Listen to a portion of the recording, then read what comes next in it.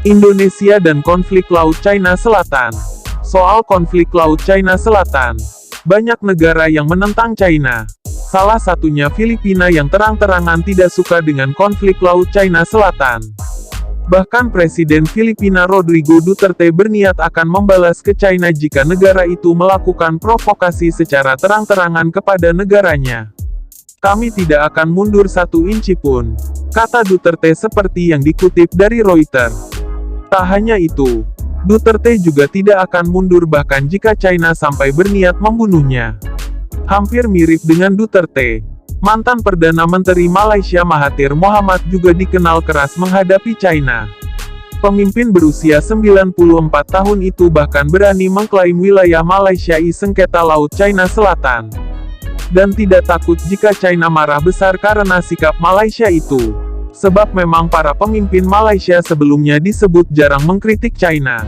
Nah, berbeda dengan sikap Filipina dan Malaysia, Indonesia justru punya cara cerdas melawan kekuatan China di Laut China Selatan. Dilansir dari yenisafak.com pada Rabu tanggal 28 Juli tahun 2021, Indonesia dilaporkan akan mengadakan latihan militer bersama Amerika Serikat (AS) pada bulan Agustus tahun 2021 mendatang. Menjelang hal itu, ratusan tentara AS telah tiba di Sumatera Selatan untuk mengikuti latihan militer gabungan pada 1–14 Agustus. Menurut pernyataan Tentara Nasional Indonesia (TNI) pada hari Senin, lebih dari 4.500 personel militer dari kedua negara akan mengambil bagian dalam latihan yang akan menjadi latihan militer gabungan terbesar antara kedua negara dalam sejarah. Jenderal Andika Perkasa, Kepala Staf Angkatan Darat Indonesia, mengatakan latihan, yang disebut Garuda Shield, bertujuan untuk memperkuat hubungan persahabatan antara Jakarta dan Washington.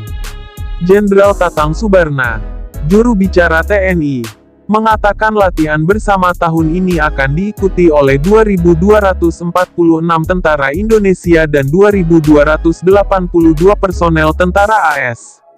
Subarna mengatakan mereka akan mengikuti latihan untuk staf, pelatihan lapangan, kebakaran, kedokteran, dan penerbangan.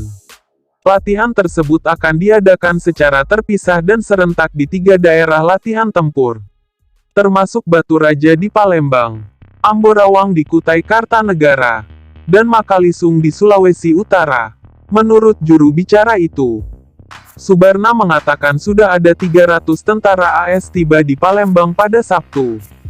Semua personel US Army akan tiba di Palembang besok dengan total 5 pesawat. Sedangkan tentara yang akan berlatih di Amborawang dan Makalisung akan tiba hari ini masing-masing 1 pesawat, tambahnya. Latihan itu dilakukan di tengah meningkatnya konflik di Laut China Selatan antara AS dan China. Ini setelah Beijing mengusir kapal perang Washington dari perairan teritorialnya di laut yang disengketakan awal bulan ini. Indonesia sendiri terlibat konflik Laut China Selatan setelah menolak klaim 9 garis putus-putus China di Laut Natuna Utara.